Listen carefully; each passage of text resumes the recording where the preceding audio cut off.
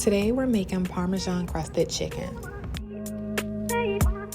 So these are our ingredients, and I think personally it is better to use thin sliced chicken breast, or if you have your regular chicken breast, make sure you slice them pretty thin and pound them possibly, because chicken breasts have a tendency to get dry because they're so thick.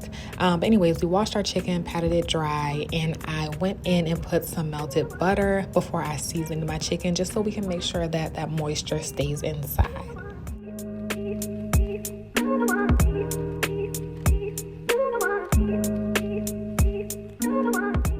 Once we're done, we're gonna go ahead and sear our chicken on a hot skillet. You don't want to overcook it. And now it's honestly up to you. I kind of like my chicken a little crispy, but you can kind of leave it a little bit uncooked because we are going to put it in the oven, but it's up to you.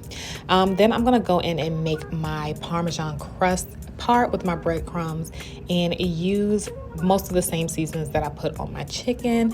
And I put butter in it because I learned my lesson. One time I didn't put anything, and the Parmesan or the breadcrumbs were just on top and it was so dry. The butter helps moisten it and make it soft.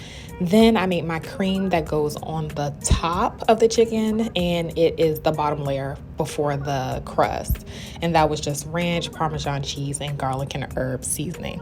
Then we're gonna go ahead and put our chicken in the oven so we can kind of melt everything down and let everything set in. And this is what we got. It was so good, y'all. Like, I'm gonna make this every night, okay?